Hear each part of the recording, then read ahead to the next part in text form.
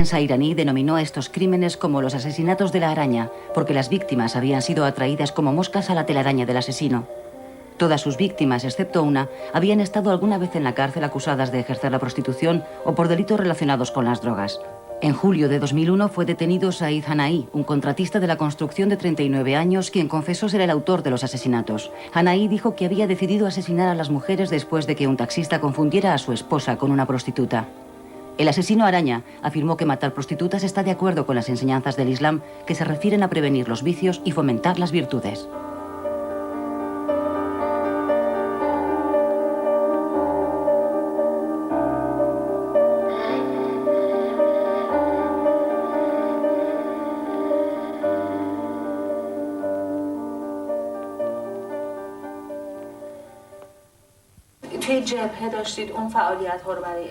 La periodista de investigación Roya Karimi mantuvo una entrevista en exclusiva con Hanai en la prisión de Mashhad, Bakilabad.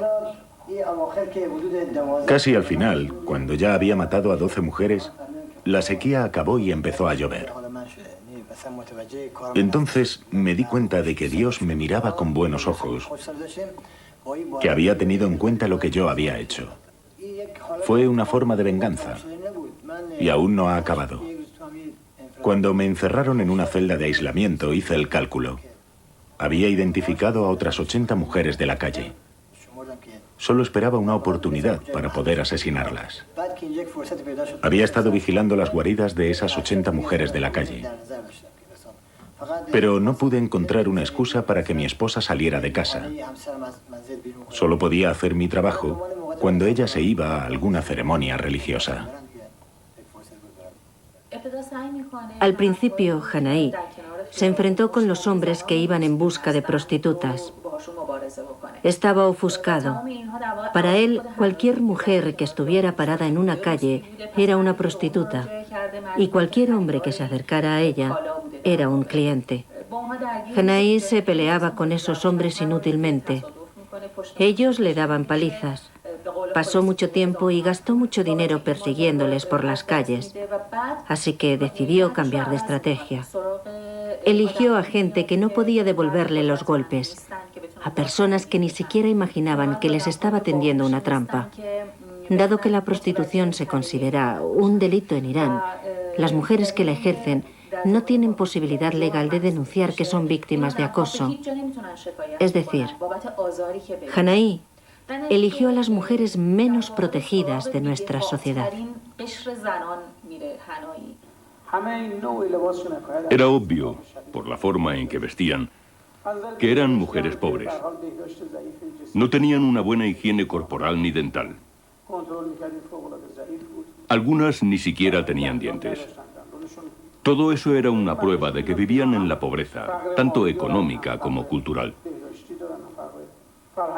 Hasta que no se ha visto lo profundamente que ha penetrado la pobreza en la vida de alguien, no se puede comprender de verdad la gravedad de su tragedia.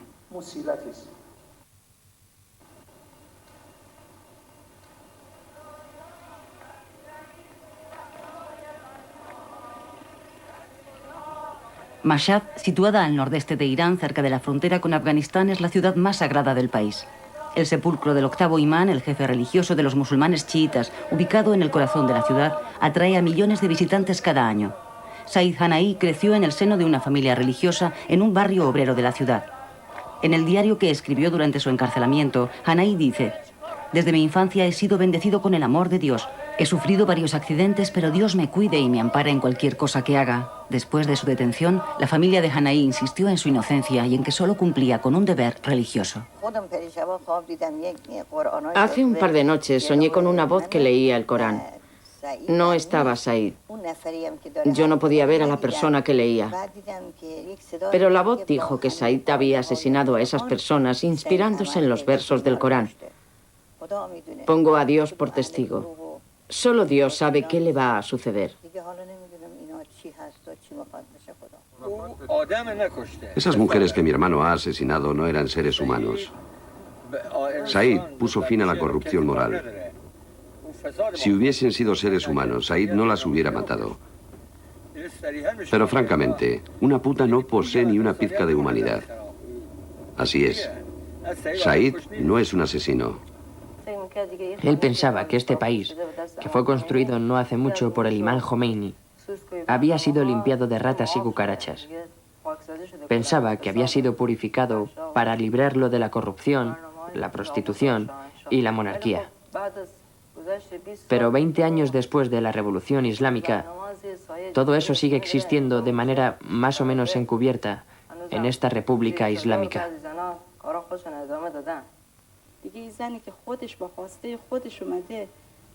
Cuando una mujer se atreve a subir en una moto con un hombre al que no conoce de nada, el castigo que merece no es otro que la muerte.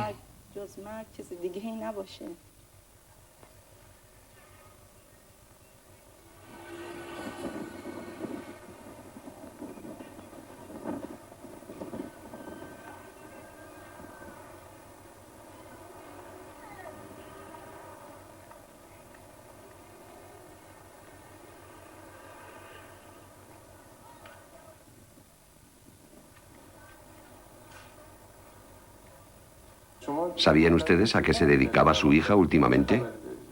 ¿Cómo se ganaba la vida? Ella estaba casada. Su marido era un pariente nuestro, el nieto de un tío mío. Ella era muy joven.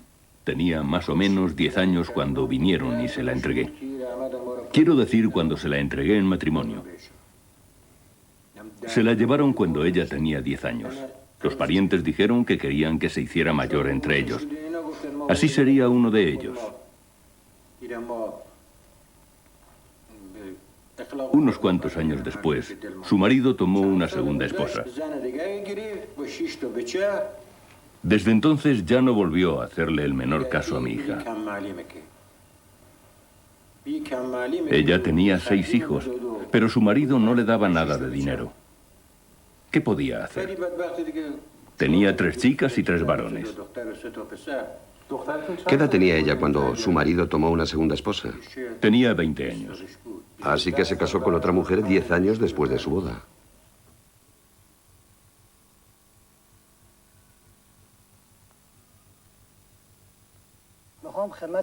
Puedo decir, y con mucho orgullo, que yo antes de casarme ni siquiera había hablado con una mujer. Aunque muchas chicas de 14 o 15 años venían a aprender costura a las clases de mi madre. Los chicos del barrio se burlaban de mí por eso. Pero yo les decía que la gente nos entregaba a sus hijas con toda confianza. Nosotros éramos en total 6 hermanos. Pero todos nos portábamos bien. Es algo que nunca me gustó. Nunca tuve una amiga ni nada parecido. Siempre me dio mucha vergüenza hablar con una mujer o con una chica. ¿Pegaba usted a sus hijos? Por supuesto que sí. Mis hijos dicen que aún conservan en el cuerpo las marcas de los arañazos de mis uñas. Pero cuando ya se hicieron mayores y yo les decía que les iba a pegar, Said, que era el más travieso, decía: ahora usted tiene dentadura postiza, así que ya no nos puede morder ni pegar. ¿Cómo conoció a su esposa? Durante la guerra tuve 10 días de permiso y me fui al sepulcro. Visité el sepulcro del 8º imán. Le dije al imán: si regreso del frente te pediré que me concedas una esposa. Dentro de mi mente ya había imaginado cómo iba a ser mi mujer. Como cuando uno va al mercado a comprar un coche o ropa y ya lleva en la cabeza la idea de la forma o del color. Yo me imaginaba cómo iba a ser mi esposa. En aquella época, mi hermano estaba construyendo una zona de la casa del que hoy es mi suegro. Yo tenía algo de dinero y me quería comprar una moto. Mi hermano me dijo: ¿te vas a hacer daño con la moto? Así que concertó nuestro matrimonio. Desde que me decidí hasta el día de la boda pasó solo una semana. Cuando fui a la casa de mi suegro y mi esposa se acercó para servirnos el té, se materializó aquella imagen que yo llevaba en la cabeza y le di gracias a Dios. Y aún le sigo dando gracias, porque Él me ha dado más de lo que esperaba.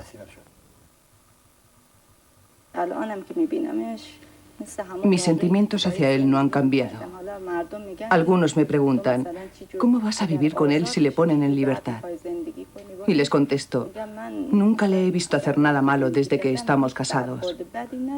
Si hubiera visto algún mal comportamiento, o si me hubiera pegado una sola vez, o supiera que ha hecho algo malo, quizá me haría esa pregunta. ¿Cómo voy a poder vivir con él? Pero no, no le tengo miedo. Solo pienso en su libertad y nada más.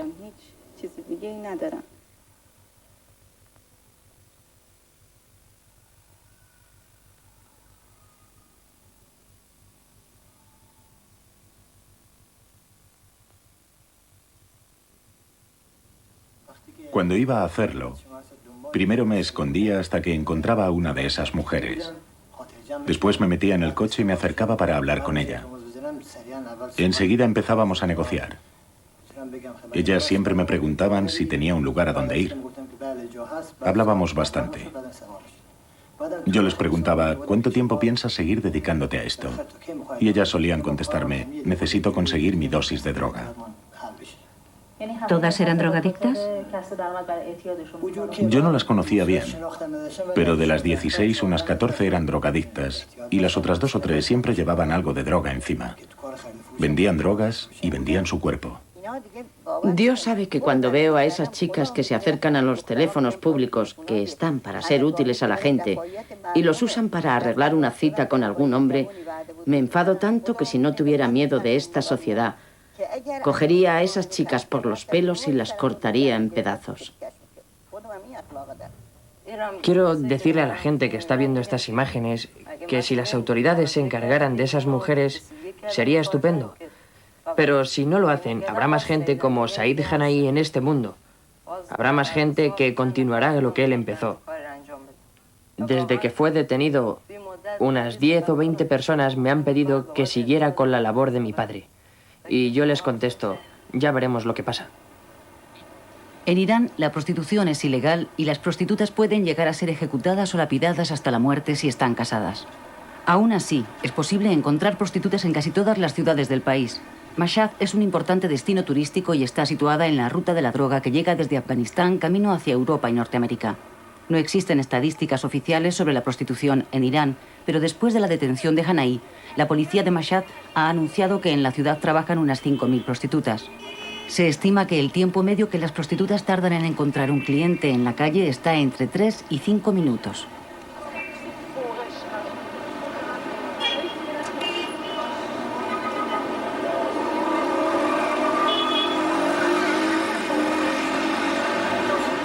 Mahasti es una mujer de 18 años a la que casaron cuando tenía 10.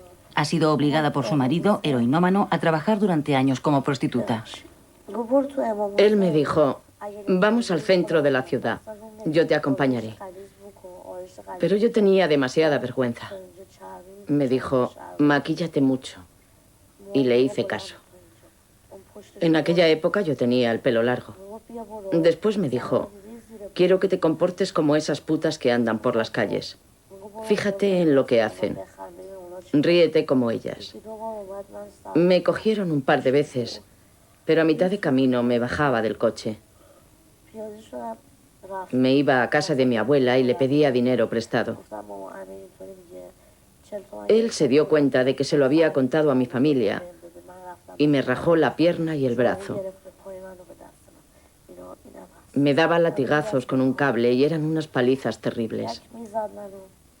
No me dejaba regresar a casa hasta que no conseguía un montón de dinero.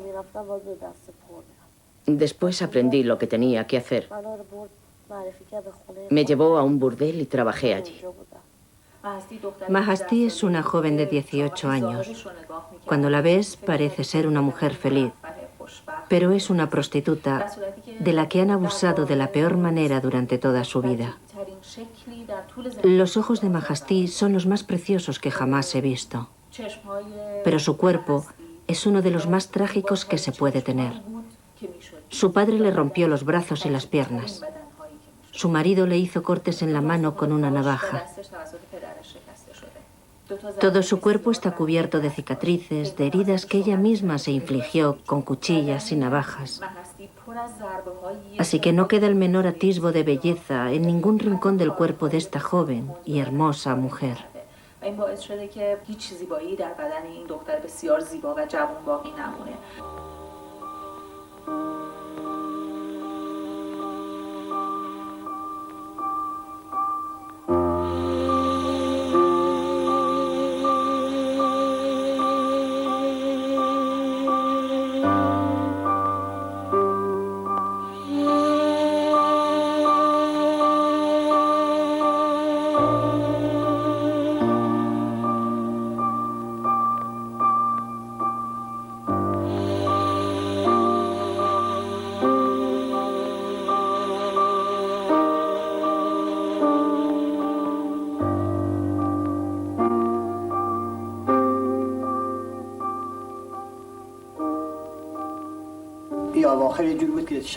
Llegó un momento en que no podía dormirme si no asesinaba a alguien. Tenía que matar a otra mujer para poder dormir. Sentía el deseo de matar a todas las prostitutas. Estaba enganchado. No dejaba de decirme a mí mismo: déjalo antes de que te cojan. ¿Siente algún remordimiento? Alguna vez he pensado en mi mujer y en mis hijos. También una vez por semana daba una vuelta en mi moto por los alrededores de la prisión y pensaba: ¿cuándo me van a detener? ¿Por qué me van a detener si no he hecho nada malo? No ha pasado nada. Puede que de vez en cuando piense en mi mujer y mis hijos. Lo que siempre he odiado es la palabra asesino. Cuando veo que la prensa me llama asesino de mujeres de la calle, me entran escalofríos. ¿Cómo le gustaría que le llamaran? Aquí hay algunas personas encarceladas por haber atentado contra la seguridad nacional. Así que me gustaría que me consideren un activista antimujeres de la calle. No soy el asesino de las mujeres de la calle. En los años 80, durante la guerra entre Irán e Irak, Said Hanai estuvo en el frente como voluntario. Su diario está lleno de coloristas descripciones de las muertes de soldados enemigos y de detalles muy pormenorizados de la inhumación de sus compañeros. Tras su detención, Hanai dijo que el hecho de asesinar a 16 mujeres era una continuación de la guerra, ya que él luchaba contra aquellos que corrompían la tierra. Cuando le vi en el juicio, me dijo: cada vez que veía a esas mujeres, sentía que ellas estaban pisoteando los cuerpos de los mártires, que estaban subidas en sus cuellos, asfixiándoles. Cuando pensaba en esto, me volvía loco y no podía encontrar descanso si no las destruía. En el diario que escribió en la cárcel, Hanai dice que en 1988, el fin de la guerra entre Irán e Irak y la progresiva desaparición del radicalismo de la revolución se tradujeron en corrupción moral y desviación de los principios que deberían ser respetados por cualquier sociedad musulmana. Escribe: después de la guerra, la República Islámica cambió. Poco a poco las mujeres empezaron a llevar el flequillo por fuera del pañuelo y después también mostraban su melena por la parte de atrás. Era como si quisieran burlarse del profeta y de los mártires, y nadie les podía decir nada. Me di cuenta de que la situación se estaba poniendo bastante grave, así que decidí hacer algo al respecto. Esto no tiene nada que ver con la guerra. Hay gente que ha ido a la guerra y sirve a su país honestamente. Un héroe de guerra entiende que vive bajo la ley islámica en un país donde las cosas se hacen dentro del marco de la ley. Un héroe de guerra no da la espalda a la ley. Obedece las leyes. Las palabras del señor Hanai no justifican su actividad criminal.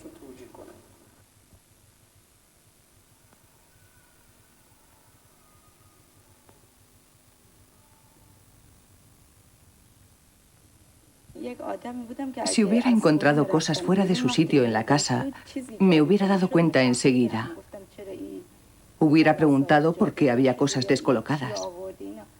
Pero durante ese año no noté nada extraño. Cuando me enteré de que había llevado a cabo aquellos asesinatos, no podía creérmelo. Yo no dejaba de repetir: es mentira, tiene que ser obra de otra persona. Nada había cambiado. Ni siquiera su carácter. Nada que me pudiera hacer sospechar lo más mínimo. Lo hacía entre las 5 y las 6 de la tarde. Me quedaba con el cadáver hasta la llamada a la oración de la noche. ¿No le preocupaba que alguien pudiera llegar a casa? No, yo era quien iba a recoger a la familia por la noche. ¿Su esposa nunca regresaba de la casa de su padre sola sin avisarle? No, la casa de su padre está lejos y allí disponía de todo lo que necesitaba. Así que no tenía que volver a casa a por nada. Yo les recogía a todos después del trabajo.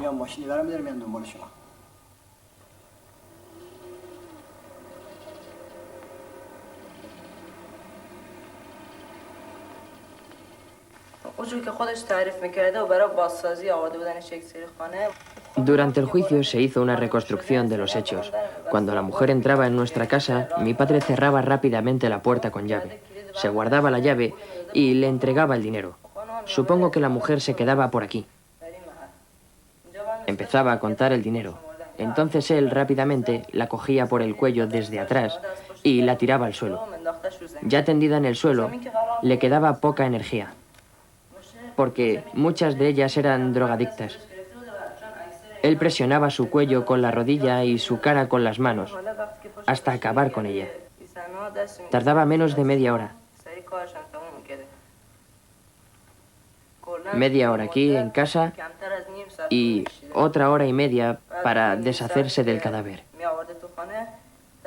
Tardaba 2 horas en librarnos de una corruptora de la tierra.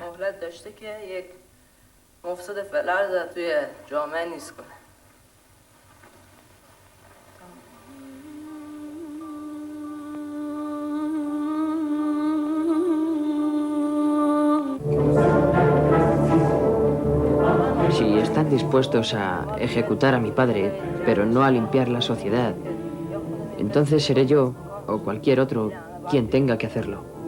La gente tiene que saberlo. No es tan difícil de entender. O eliminan a ese tipo de mujeres, o los hombres nos tendremos que tragar el honor.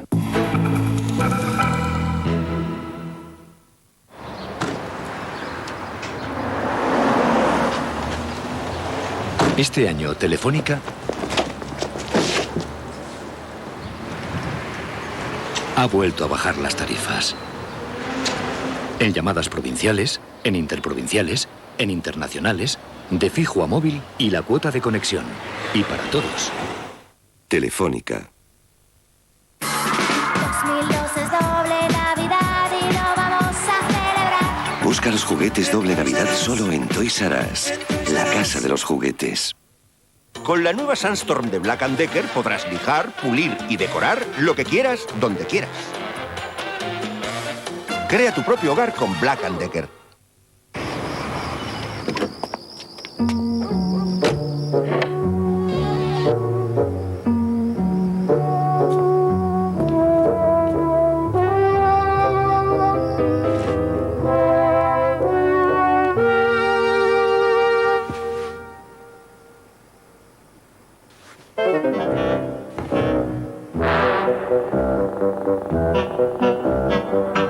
Sandoz, desde 1870.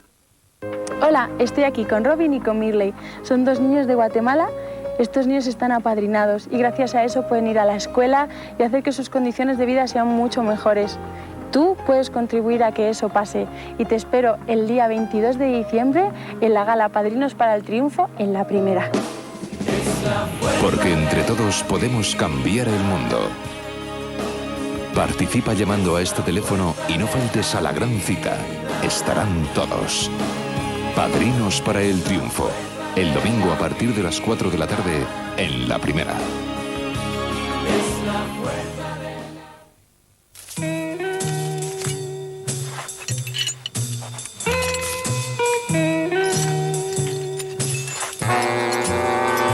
¿Por qué hacer las cosas más difíciles de lo que deberían ser? Ahora con herramientas eléctricas Skill, una práctica bricobolsa con un cómodo cinturón portaherramientas. Skill, todo lo que necesitas. Un caso realmente duro. Tendremos que ajustarte la número 9. Nueva Filisave Sensotec, la única afeitadora en el mundo con 9 posiciones que se ajustan a cada tipo de piel. Filisave Sensotec se adapta a tu tipo de piel.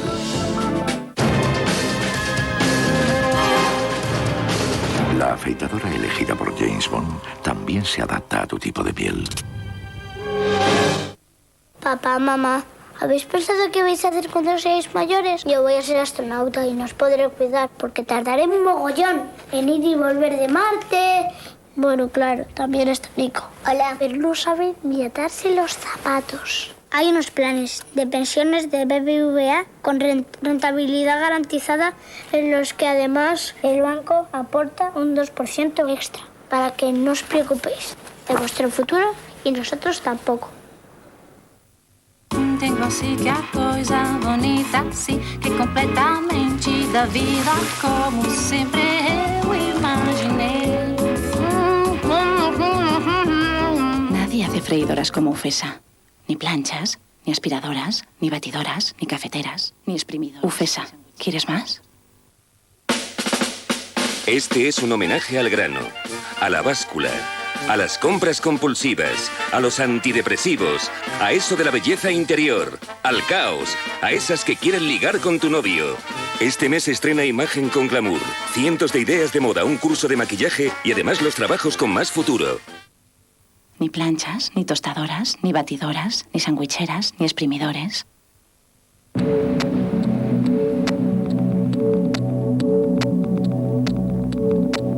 Acqua di Gio. Giorgio Armani.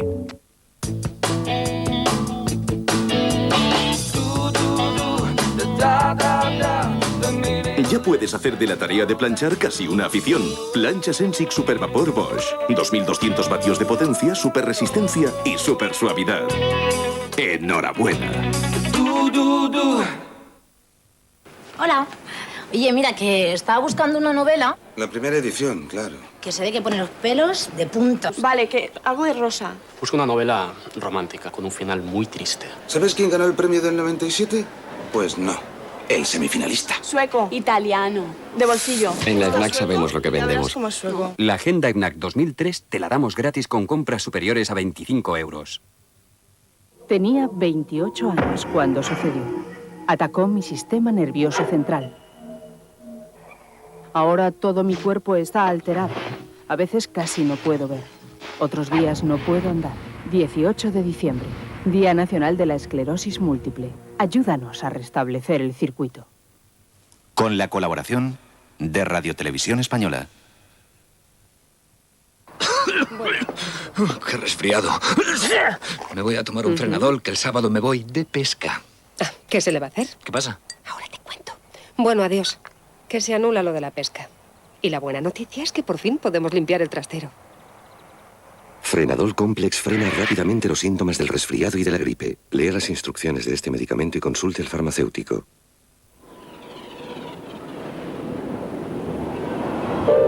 ¿Te apasiona la nieve? Aramón, montañas de Aragón. Ahora vuelvo.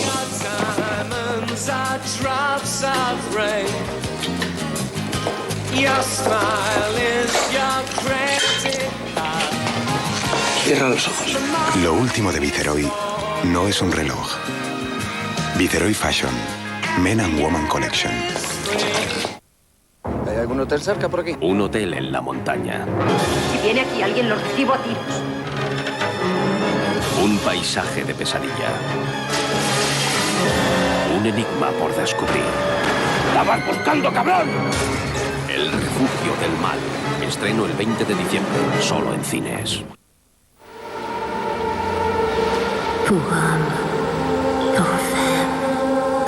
Oui, pour homme, pour femme. ¡Oh, la, la, para todos!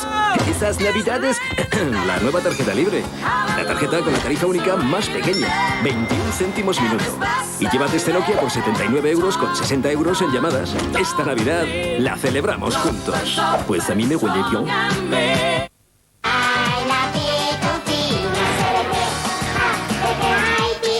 Festival Pitufo, lo nuevo de los pitufos. Pídetelo. Júrame que seguirás siéndome fiel. A mí y a la corona. La ambición hace historia. La pasión hace arte. En mis pinturas había veneno. Aitana Sánchez Gijón es Cayetana, duquesa de Alba. Esta noche quiero volar. Volar. Penélope Cruz, Pepita Tudó. Estoy harta de vivir escondida. Jorge Perugorría es Goya. Jordi Moya, Godoy. ¿Habéis olvidado que soy el primer ministro? Y yo la reina. Una película de Vigas Luna. Volaverum. Mañana por la noche, nuestro fin en la primera.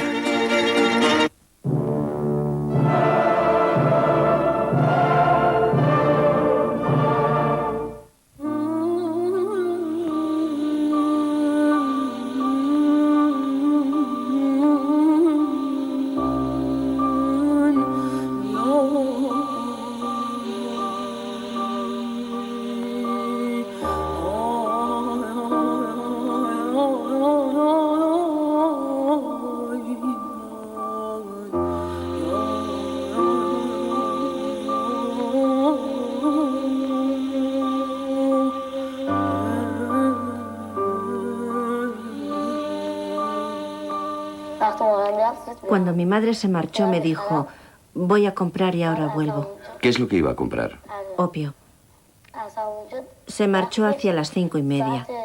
Llamó para decir que estaba de camino. Mi hermano llegó del trabajo. Todos la estábamos esperando, pero nunca regresó a casa. Esperamos hasta las 9 de la noche y aún no había vuelto. La esperamos durante 5 días. Preguntamos a los vecinos y a sus hermanas, pero no la pudimos encontrar y jamás volvimos a verla. Mi madre siempre compraba el opio en el mismo sitio. Fui hasta allí a buscarla. ¿Dónde compraba el opio? En Nodé. Fui sola. Buscaba gente que pudiera conocerla. Yo tenía un poco de dinero, así que no dejaba de llamar por teléfono a casa para averiguar si ya había llegado. Buscamos su cuerpo en el cementerio. Después fuimos al tanatorio. Mi hermano y mi tía la encontraron en el tanatorio.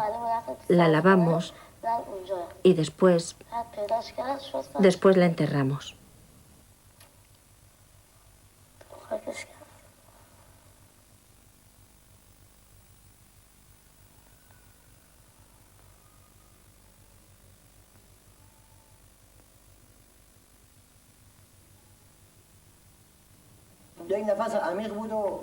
Expiraban profundamente. Entonces es cuando yo estaba seguro, después de atar el pañuelo. Sabía que estaban muertas. Excepto una, la última, la 16ª. No sé lo que pasaba con ella. Salí y cuando volví, aún seguía respirando. Así que durante 2 minutos apreté bien fuerte el velo sobre su cuello. Cuando se quedó callada del todo, la llevé en mi coche. Era una persona drogadicta y moralmente corrupta. He oído que su marido sigue encarcelado y que ella solía llevarle drogas a la prisión. ¿De qué estaba seguro después de que ellas dieran su último suspiro? Seguro de que ya no se moverían más.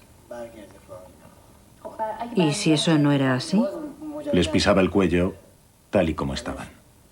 Ni les daba la vuelta. Les pisaba el cuello mientras yacían de espaldas. Habla de ellas como si se tratara de unos corderos o de unos pollos. Así es, son lo mismo. ¿No considera que hay cierta diferencia entre ellas y los animales o el ganado? No, yo no las considero seres humanos. Me dan más pena los animales.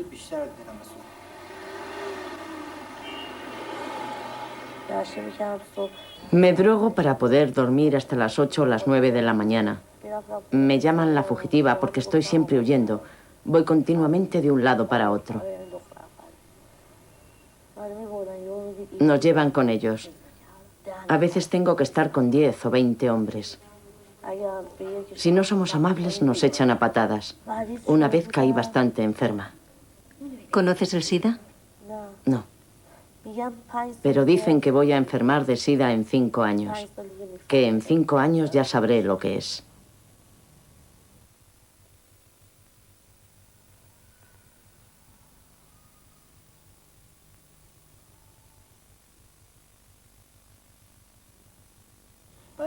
Era el cadáver número 13. Regresé para ver si alguien había descubierto el cadáver. Eran las 11 de la noche. Mi esposa me preguntó que a dónde iba y le dije, alguien vende un coche, quiero saber si ya lo ha vendido. Mi familia se quedó en el coche mientras yo iba a ver si el cuerpo seguía allí. A las 6 de la mañana del día siguiente volví a donde estaba el cadáver. ¿Por qué decidió volver? Porque quería ver la reacción de la gente. Algunos me elogiaban. Lo hacían incluso algunos funcionarios. Decían, los hombres que asesinan a esas mujeres hacen muy bien. Ellas se lo merecen. Eso me daba ánimos. ¿Era importante la opinión que tuviera la gente de usted? Sí, muy importante. Sí. No podía hablar de ello con nadie. A veces cuando estaba en casa solo y sentía mucha presión, me ponía a escribir y después quemaba lo que había escrito. Lo hacía por el simple hecho de quitarme el peso de encima. La primera vez que fui al lugar del crimen, él también estaba allí. Después de su detención, recordé haberle visto. Estaba disgustado por la falta de seguridad que había en su barrio. En cierto momento me dijo, yo hablaba demasiado y usted me dijo que quizá debería detenerme. Así que durante un instante pensó que a lo mejor existían pruebas que le acusaban, que yo sabía que él era el asesino.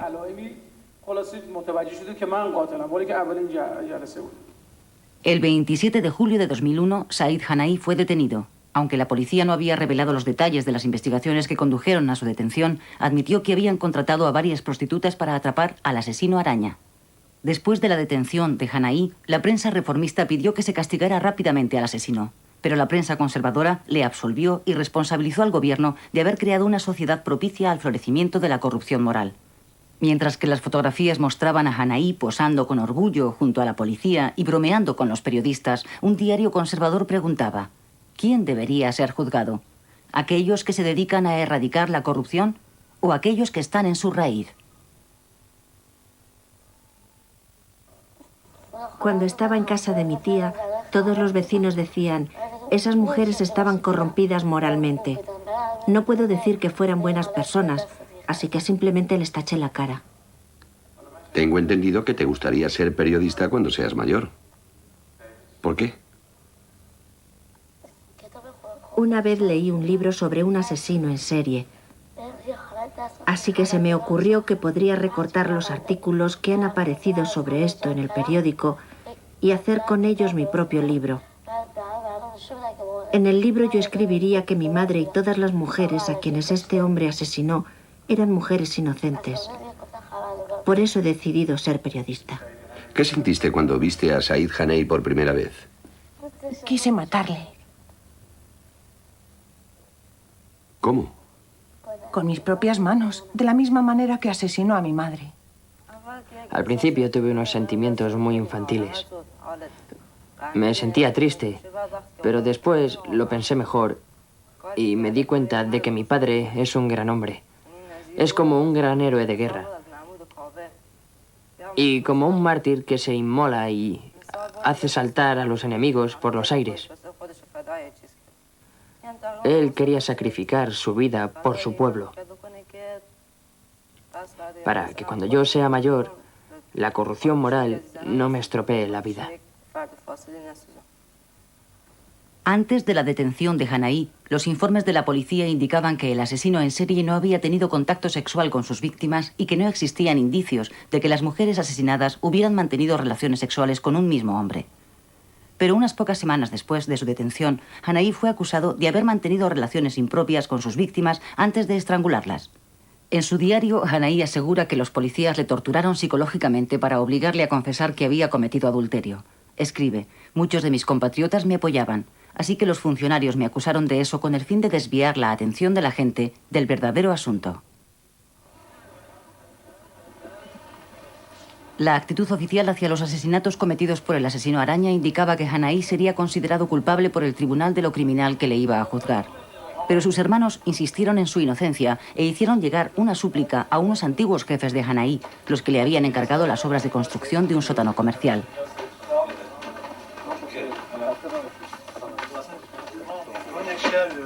¿Es usted el hermano pequeño de Said? Sí. Sí.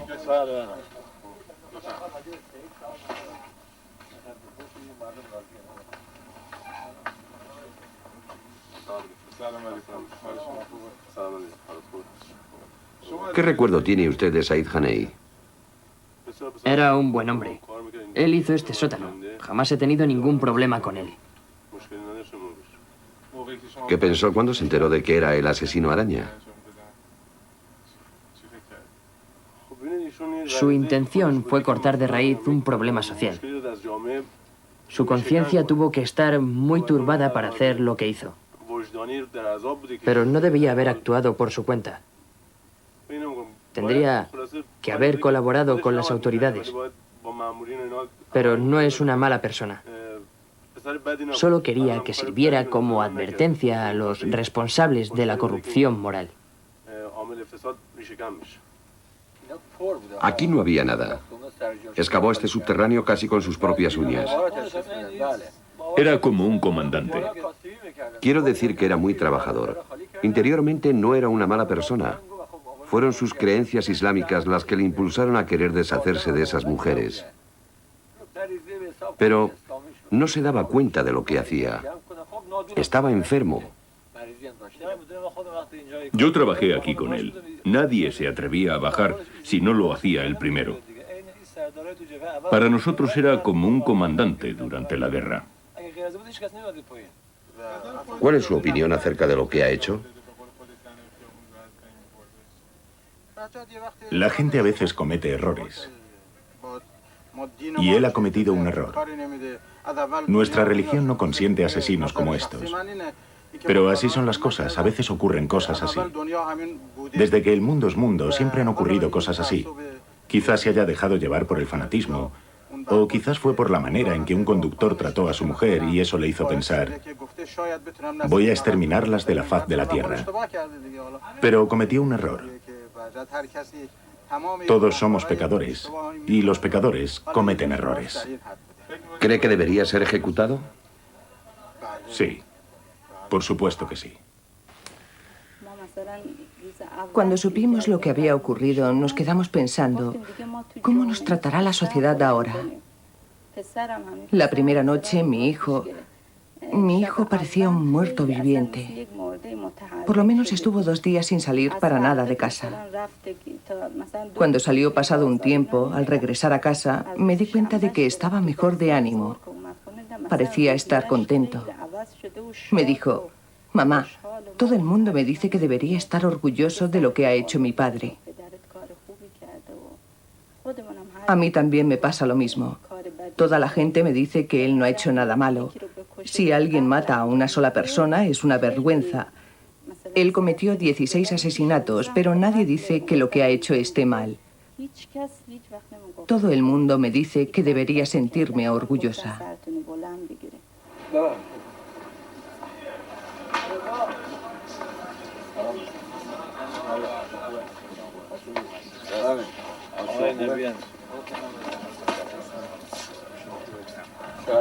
Hola, ¿qué tal? Le quieren hacer unas preguntas sobre Said.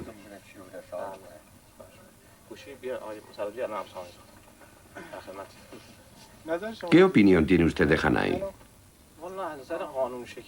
Para ser franco, por un lado creo que él ha quebrantado la ley.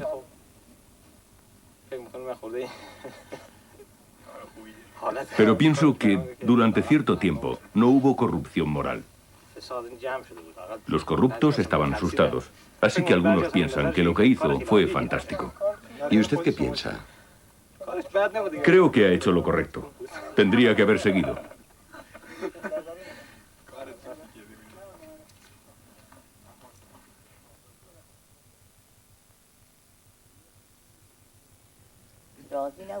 No me alegra que él haya arruinado su propia vida por culpa de esa escoria de la sociedad.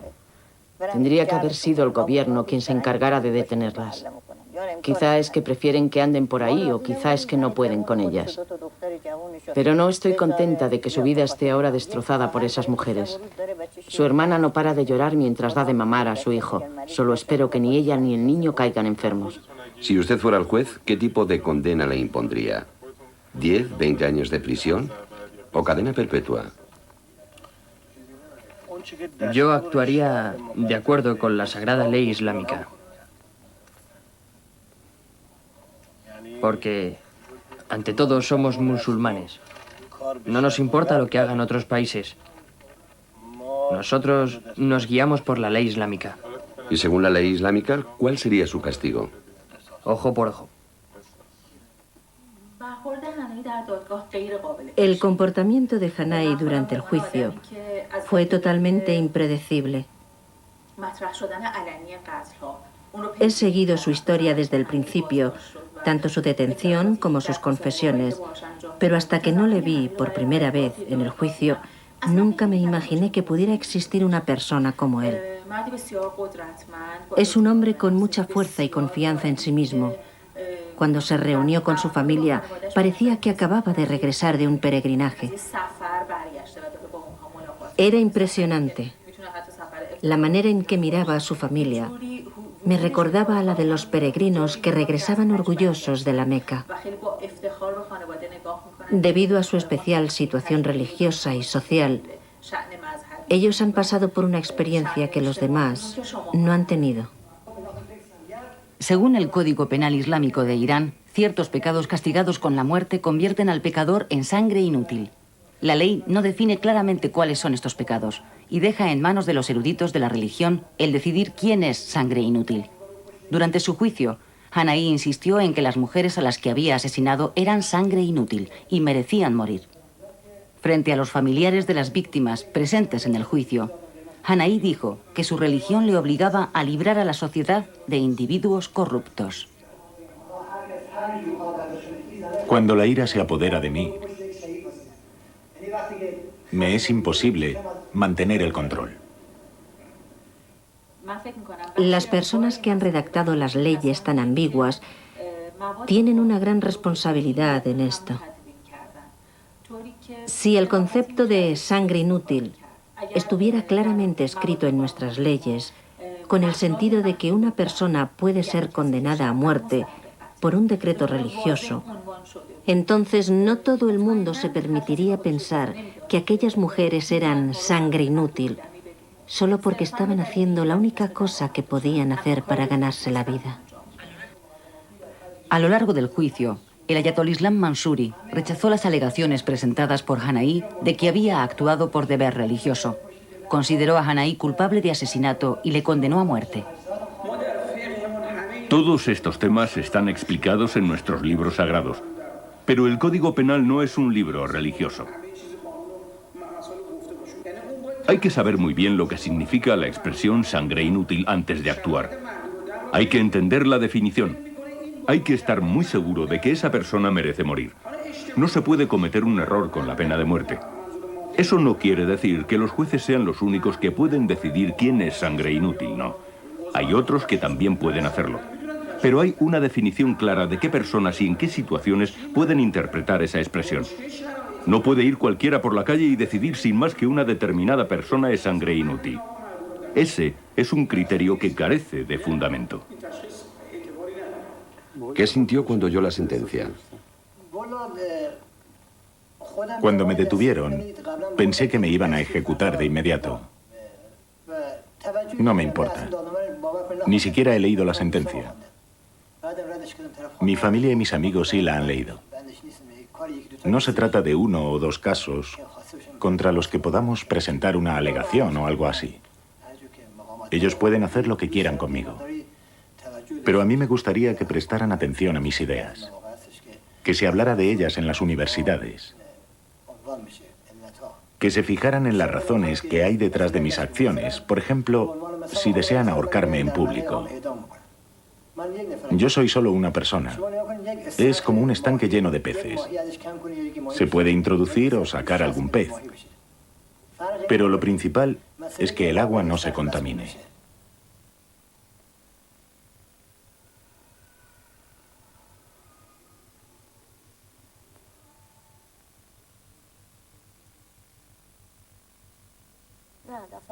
La primera vez me metieron durante 3 días en un reformatorio. La segunda vez pasé 7 meses más allí. La tercera vez, 2 meses. La cuarta, otros 2 meses. Después empezaron a castigarme con latigazos. La primera vez me dieron 180 latigazos. La siguiente 300 latigazos. Después me dejaron marchar.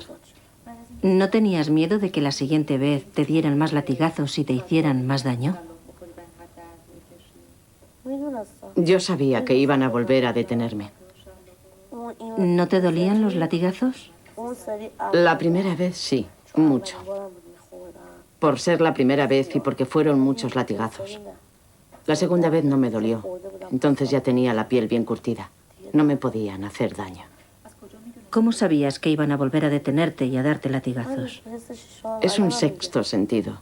Sé que volverá a suceder. Me detendrán y volverán a hacerlo. Cometí un grave error al entregarla a su marido.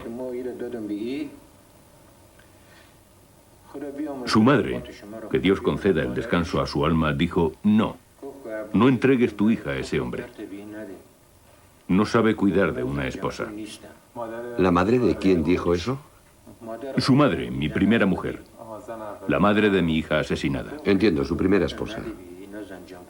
Ella dijo: esa gente no sabe cómo cuidar de una esposa. Pero ambas familias teníamos un parentesco bastante cercano y yo creía que era buena gente. Él tenía un buen empleo y una casa. Yo pensé, ¿por qué no entregársela como esposa? Cometí un grave error.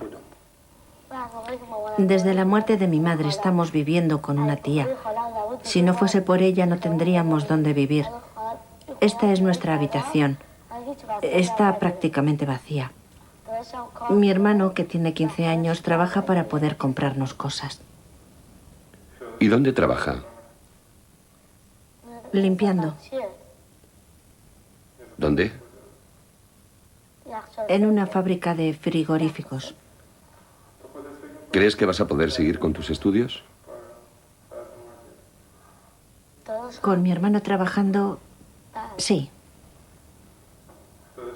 ¿Tu hermano trabaja para que vosotras sigáis estudiando? Sí. Seguiremos estudiando, sea como sea. ¿Qué quieres ser de mayor? Pintora.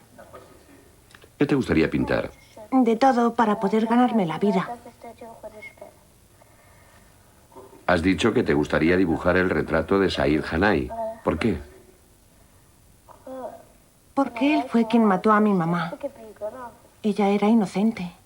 ¿Crees que era inocente? Sí, ¿Pero por qué quieres hacer un dibujo de él?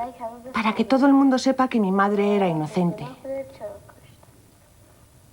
¿Cómo te gustaría dibujarle? Con las esposas puestas. Él se reía en el juicio. Ahora somos nosotros los que nos reímos. Mientras nosotros llorábamos, él se reía. Le van a llevar a la horca, ¿verdad?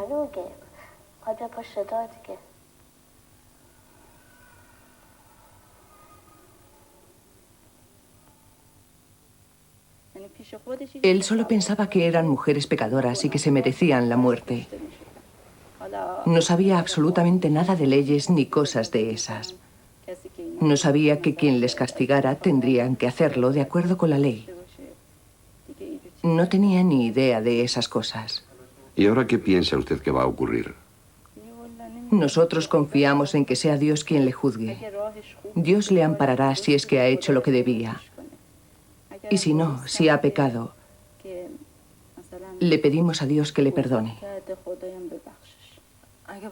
Si están dispuestos a ejecutar a mi padre, pero no a limpiar la sociedad, entonces seré yo, o cualquier otro, quien tenga que hacerlo. La gente tiene que saberlo. No es tan difícil de entender. O eliminan a ese tipo de mujeres, o los hombres nos tendremos que tragar el honor. Lo que Said ha hecho, solo Dios lo sabe. Si le ejecutan mañana, habrá docenas de hombres para reemplazarle.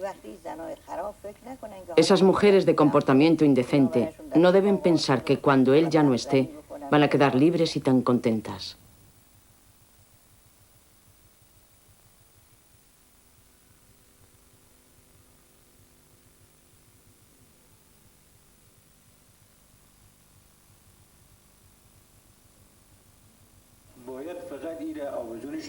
La muerte en la horca no es castigo suficiente para alguien como él.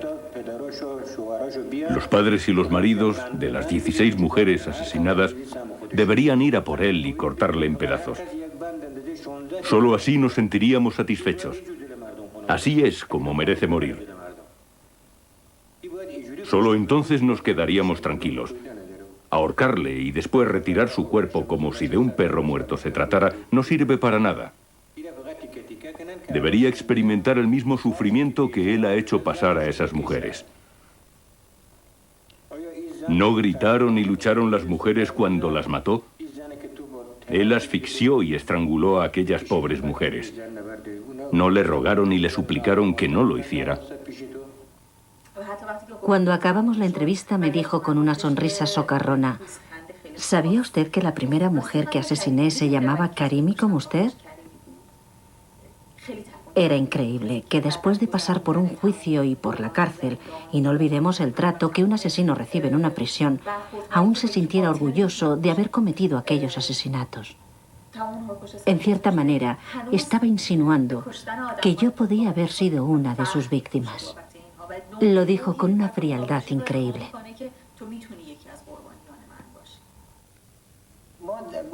Ya que he entregado mi vida por mi país, me gustaría donar mis órganos, por ejemplo, mis riñones, a aquellos que lo necesitan, a quienes sufren enfermedades.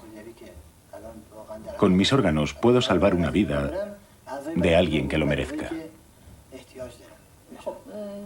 ¿Cómo le gustaría morir? Bueno, me pueden dormir para después quitarme los órganos. Y se acabó todo. Si me llevan a la horca tampoco hay ningún problema, ya sé cómo es. Lo he visto muchas veces.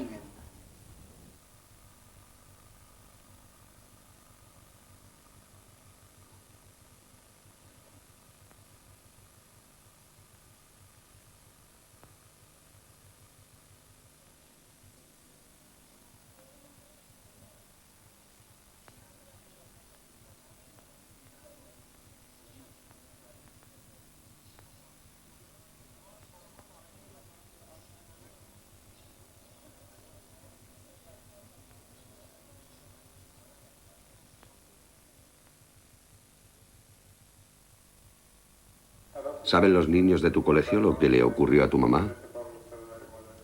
Yo no se lo he dicho. ¿Por qué?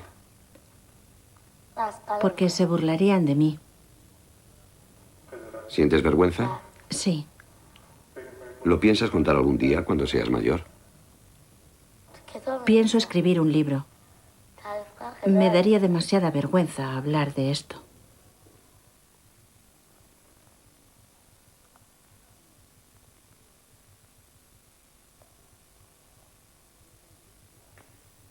¿Qué harías si te condenaran a muerte? Me alegraría. ¿Por qué? Me sentiré feliz el día que mi sufrimiento acabe. Le dije al juez que si me van a lapidar, preferiría que fuera cuanto antes. Mejor hoy que mañana. Así ya nunca más me sentiré humillada. No tengo hogar, ni madre ni padre. ¿Quién cuidará de mí? Tendría que volver otra vez a dormir en casa de algún hombre.